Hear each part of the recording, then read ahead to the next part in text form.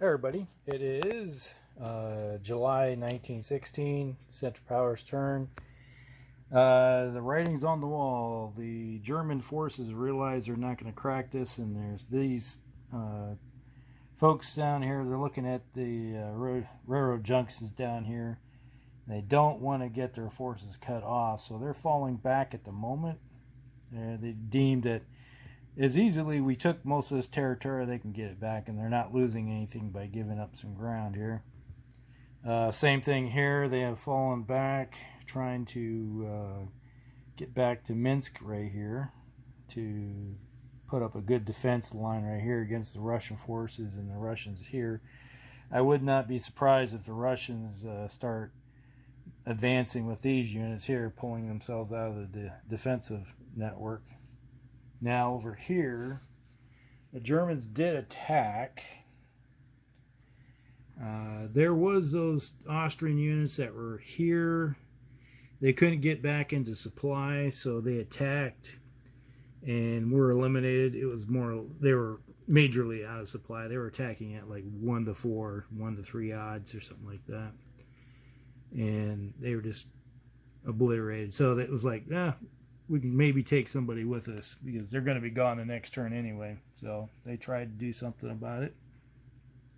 Now, the Germans did attack a Russian army group that was here. There's some demoralized units parked here. Both sides lost some troops in the process. They lost each, I think, lost 2 corps each.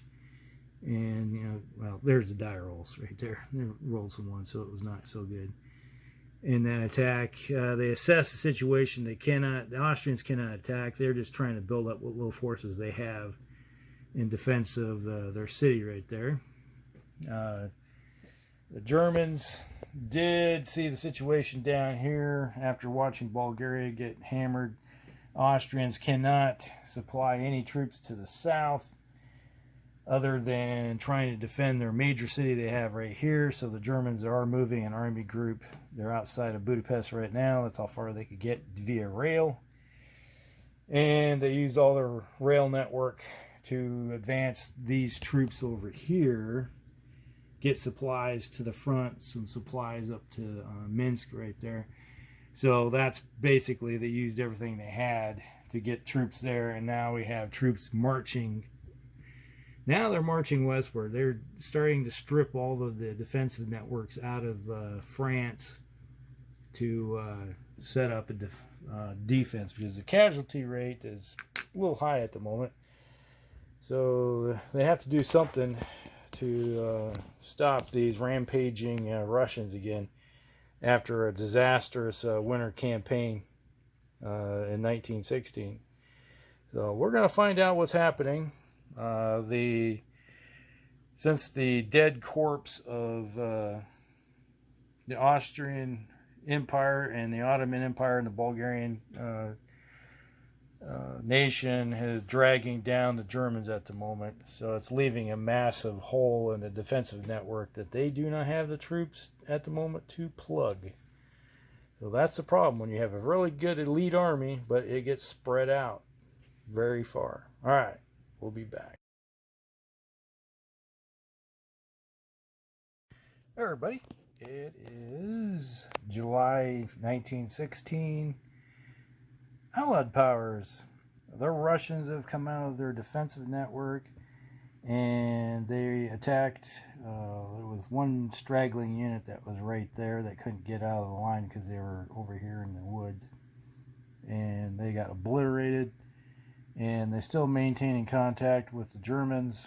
Over here, the Russians advanced and did an attack that was right here on the flank. Demoralized some of the units, took out one. They lost 1 corps themselves in the process. So it's like each lost a corps in an exchange and demoralized the other 2, so they fell back. Now the big thing that happened was the big fight over Minsk.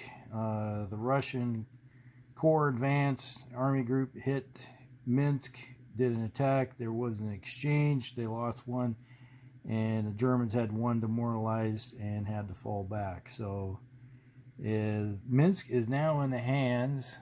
They made Minsk meat. Yeah. of the Germans right there. They basically took the crossroads right here, making it a bit of a problem for these guys right here for supply lines. I think 1, 2, 3, 4. Yeah, this guy's out of supply at the moment right here. So that's going to be a big problem for them. That's, like I said, if you lose that crossroad, it's going to make a big problem over here. So these guys have to fall back to get in supply along the rail network that's over here. So it's starting to add up. With the Austrians, the Austrians are really dragging the Germans down. Germans kind of had this war won until they got into Russia, and now it's well, not going their way. Now over here we had the battle here. This city has fallen, so the Austrians have lost this city again. They've lost it before to the Russians. Now they lost it over here. So it's hard to say how long they're going to hold this city, the Brits right here, and Russians. But there's kind of a line forming up right through here. We'll see how the Germans handle this, if they can help take that city back. But right now, the Austrians are having problems. They've lost some supplies already. Their only army really in the field is this group right here in this fort. So they're a hurting unit. And over here, the Brits and the Greeks are just advancing up the rail line. There was a speed bump in Belgrade. That just ran over top of it. It wasn't even funny. It was a massive attack and just took it out. It was just a lightly armed cav unit that was just doing garrison duty, and that was it. It didn't last very long. So the interior of the soft underbelly of Austria has now become, well, not so good. All right, now the big thing. We have to look, I think, let's just say now it's August turn. Well, we'll do that part of it for the August turn when in the next video. So, all right, we'll be back.